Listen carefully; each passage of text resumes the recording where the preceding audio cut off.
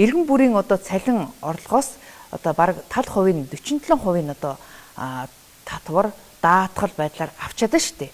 Тэгэхээр энэ нь ер нь одоо иргэдэд яаж дарамт болж нөлөөлж байгаа гэдэг дээр таас өөрийн гэсэн тооцоо судалгаа хийгээд байгаа шүү дээ, тийм үү? Монгол улс болохоор ерөнхийдөө цалингийн татварын хувьдыг аваад үзэх юм бол Скандинавын орнууд өндөр хөгжилтэй орнуудтай ерөнхийдөө ойролцоо байдаг байна. Уг нь тэдний хэмжээнд бол арай хүрэхгүй. Тэрнээс биш ингээд Хятад ч юм уу одоо энэ Солонгос гэх үү одоо Орос гэх үү эдрийг хөх юм бол хавь өндөр байдаг байна. Монгол улс болохоор ч одоо ингээд татврын ерөнхийдөө ингээд хувь хэмжээний дарамт одоо элдв юмуудыг аваад үзэх юм бол миний хийсэн докторийн ажлын судалгаагаар болохоор ч Хятадаас Монгол улс болохоор ч 2.4 дахин өндөр татвартай, Оросоос 3 дахин өндөр татвартай гэж явдаг орн байгаад байгаа. Тийм нэг жоохон хатуу байгаад. Одоо бидний нэг юмны үн өсөд идэг гарт болгодог цалин буюу одоо бид нар ч нэг акурат суураар явчихдаг. Монгол улс ч өөр акурат суур гэж явангууд чи яг ингээд татврын зардлаараа бүртгэдэхгүй явчихад идэг тийм нэг онцлог байгаад идэг гэдэг. Тэнгүүч Монгол дэлхийн ингээд Хятад ч юм уу одоо Орос гээд бусд орнууд Солонгос гээд орнууд гэх юм бол дандаа мөнгөн суураар бүртгэлээ хөдлөө явчихдаг болохоор чи яг одоо та бид хоёр хөдөлмөрийн гинэ ингээд байгууллаа тий би таны ажилтан болоо та бид хоёр нэг 2 сая төгрөгний зарплат нь буюу нэг цалин болохоор чи 2 сая төгрөг тохирлоо тий сая 500 гэдэг. Тэгвэл яг тэр сая 500-г л олгодог. 2 сая төгрөгөөр яг олгодог. Манай Монгол улс болохоор ч юу яаж инээ тэрэ гэдэг ингээд яг нэг тохирсон хөлсөө олгодгоо тэгэнгүүтээ ажил олгогч нь ингээд давхар ингээд авч яваад яг харахгүй таны илт тавь. За ерөнхийдөө нийтлэг цалин болохоор ч 1.5 сая төгрөг байдаг. Монгол улсын хэмжээ нь бол ерөнхийдөө нийтлэг олонхын цалин гэсэн одоо энэ зөвхөсч одоо багш нар энэ төсгээд ерөнхийдөө л олонхын цалин болохоор ч ийм байдаг. За үүнээс болохоор ч ажилтнаас болохоор эндээш нь болохоор ч 11.5%. За үүнийг нь аваад үзэх юм бол 172 500 байгаа.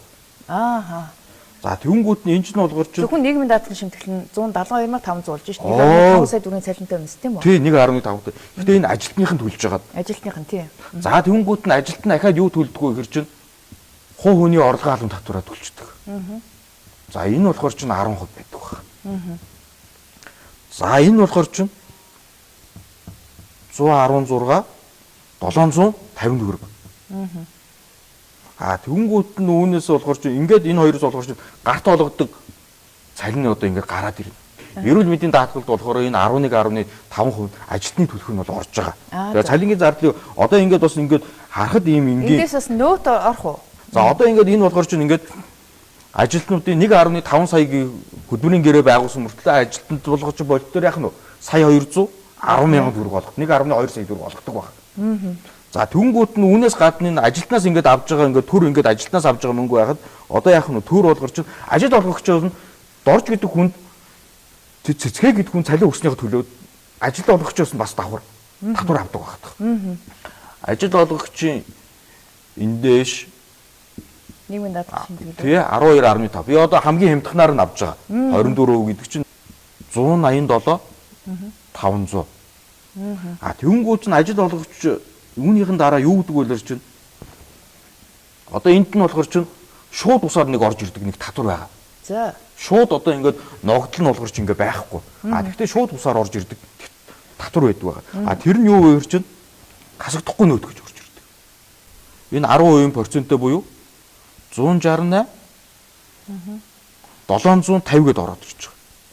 Энэ бол ажил олгогчийн төлж байгаа. Энэ болохоор чинь одоо цалин өгснийхөө төлөө одоо ингээд ажил олгогч олоод чинь одоо параметрал худалдаж авлаа тий хаа нэг худалдаж авлаа. Тэрнийхөө чинь нөөтүүд нь бол хасагдаад оччихдог байхгүй.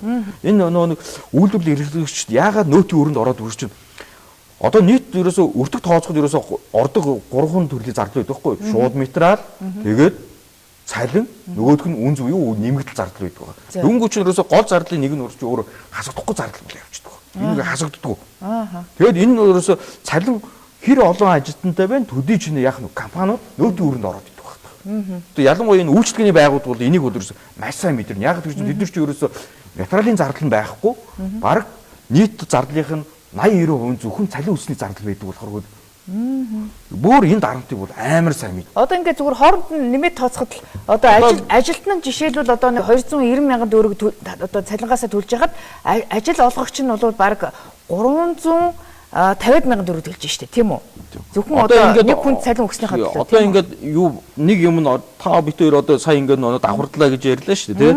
Нөөтийг ингээд давхарддаг байдгаа гэж парчс. А та бид хоёр одоо ингээд гарт болгохон сая 1.2 сая төгрөгийн цалин авлаа. За. Тэгээд цахилгааны мөнгө төлнө. Талах худалдаж аав. Гурил худалдаж аав. Яах нь вэ? Тэдгэрт нь өргөн хэрэглээний бараат нь яах нь вэ? Нөөц шингэсэн байж байна. Тэгээд давхар төлөв явчихдаг бас. Худалдаа авалтандаа нөө төлөв. Энэ болохоор шууд худалдаа авалт. Тэгээд энэ худалдаа авалтандаа нөө төлөө нөгөөх нь болохоор чинь хасагдахгүй гэд бас юм нөөтл өрөнд орж ирдэг. Тэгээ одоо ингээд нийт одоо ингээд таксыг ингээд аваад үзэх юм бол яах нь вэ? Нийт одоо ингээд таксыг аваад үзэх юм бол 766,575 төгрөг гарч байгаа. А тэгэнгүүт одоо энэ гарт болгож байгаа цалин энэ 766,200,200-ыг чинь нэмэх юм бол яах нь вэ? Сая 977,325 төгрөг гарчдаг. Энэ одоо Нэг өсөндөө ажил олгогч нь ажилтнаа бизнес эрхлэж олгогч нь өөрийнхөө ажилтнаа яах нь вэ? Ерөнхийдөө бол ойролцоогоор аваад үзэх юм бол яах нь вэ? 2 сая төгрөгийн цалин өгөх боломжтой байсан байхгүй. Энэ татварууд одоо байхгүйсэн бол гэсэн үг. Энэ татврын дарамтууд байхгүйсэн бол харин 1.2 сая төгрөг одоо татврын одоо олгоод байна шүү дээ тий. 1.2 сая төгрөгийн цалин биш яах нь вэ? Бүгдээ давж 2 сая төгрөгийн цалин өгөх боломжтой байсан гэсэн шинжээч нүгэл гарч байгаа гэсэн. Өөрөөр хэлбэл одоо гар дээр авж байгаа 1.2 сая төгрөг чинь одоо Монгол улс нөө татвар байх юм бол татвар байхгүй байсан бол гар дээр 2 саяг авах. Оо яг татврын техник хэмжээ бид нар мөрдүүлээ явах юм бол энийг ингэж авах боломжтой гэсэн санаа